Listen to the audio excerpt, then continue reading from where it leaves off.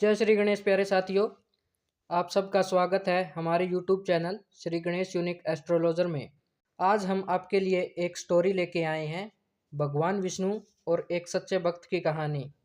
Video शुरू करने से पहले हमारे चैनल को लाइक और सब्सक्राइब ज़रूर करें। यह कहानी है भगवान विष्णु और उनके एक सच्चे भक्त की कहानी। एक गांव में भोला नाम का एक गरीब ब्राह्मण रहता था। उसे शास्त्रों का बहुत ज्ञान था। उसके पास गांव के कई लोग अपनी परेशानियों के बारे में पूछने आते तो वह उनकी परेशानियों का उपाय बताता। एक दिन उसकी पत्नी सुधा ने गरीब ब्राह्मण से कहा, सुनो जी, आप जो यह सबको उपाय बताते रहते हो, इसमें कुछ सच भी है या आप लोगों को मूर्ख बनाते हो? तभी भोला क्रोध से कहता है कि तुम मेरी धर्मपत्नी होकर भी मेरी शिक्षा पर प्रश्न चिन्ह लगा रही हो। मेरी बात कभी झूठी नहीं होती और मुझे शास्त्रों का ज्ञान है। सुधा कहती है, तो फिर अपने घर की गरीबी आपको क्यों दिखाई नहीं देती? हम कितने गरीब हैं। तभी भोला प्रसन्नता से कहता है कि अमीरी गरीबी तो मेरे ईश्वर श्री हरि की कृपा है।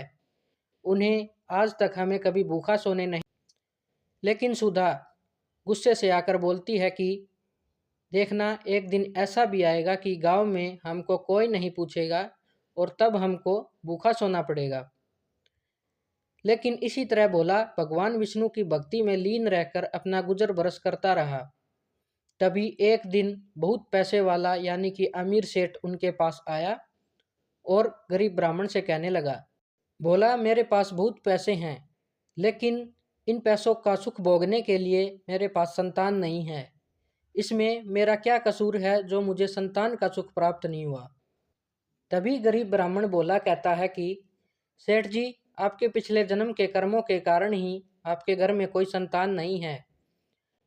पिछले जन्म में आप एक शिकारी हुआ करते थे। आपने एक दिन एक चिड़िया को मार दिया।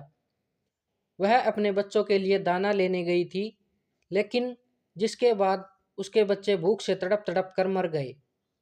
इसी कारण इस जन्म में आपको कोई संतान का सुख नहीं मिल पाया। तभी सेठ जी कहते हैं कि हे भोला ब्राह्मण, इसका कोई तो उपाय होगा। तभी भोला ब्राह्मण कहता है, सेठ जी, जब आपके पाप कर्म समाप्त हो जाएंगे, यानी कि आपके पाप समाप्त हो जाएंगे, तो आपको यह सुख मिल सकता है और इसके लिए आपको सिर्फ इंतज़ार करना होगा। तभी सेठ जी कहते हैं कि मैं आपका घर धन से भर दूंगा।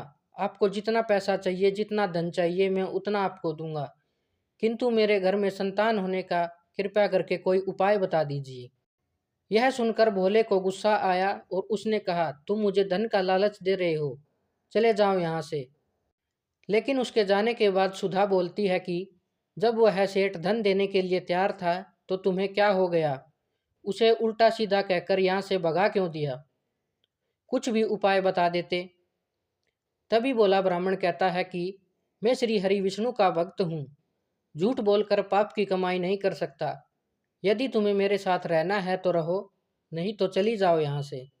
यह सुनकर सुधा को बहुत गुस्सा आया, लेकिन वह कुछ नहीं बोली और चुपचाप अपने घर के कामों में लग गई।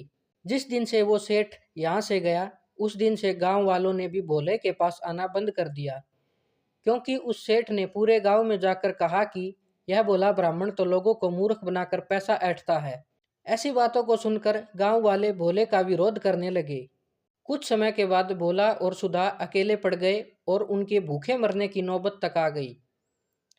तब सुधा ने कहा, मैंने तुम्हें कितना समझाया था, लेकिन तुम तो अपने भगवान विष्णु के चक्कर में अभी भी पड़े हो।